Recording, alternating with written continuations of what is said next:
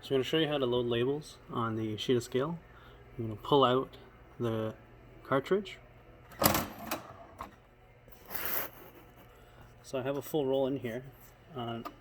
Normally at the end of the roll you'll just be left with the cardboard and then a lot of the backing paper that's rolled onto this winder here.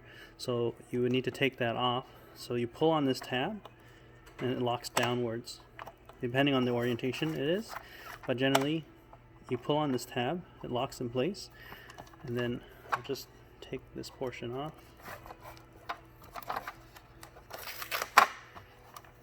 You'll be left with this waste here. You take that off, you throw that in the garbage.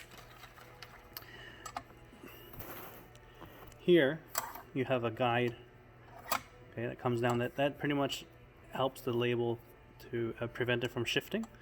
So we can lift this up, we take off the cardboard. So we grab a new label roll. So let's say this is a new label roll. I'm going to peel back maybe about 6 labels. 1, 2, 3, 4,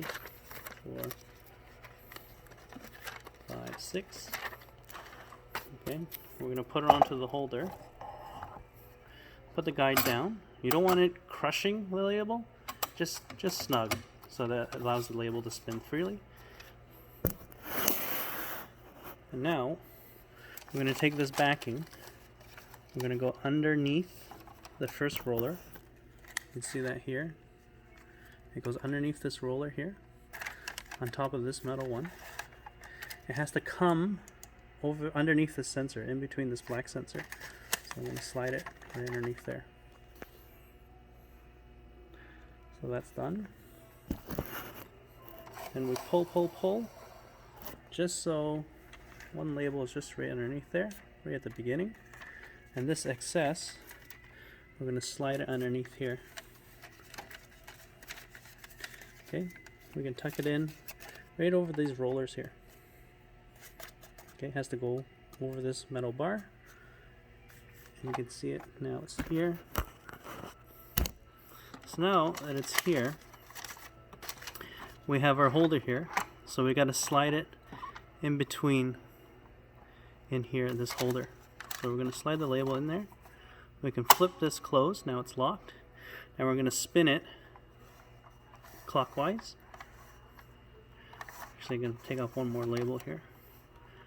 Let's spin it clockwise. So it's tight enough there. Just give it a start.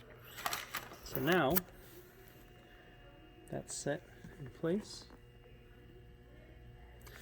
Okay, we can push it back in. Okay, and then we're just going to press the feed button. There's 1, 2, 3 labels should be good enough. And then we can go ahead and start printing.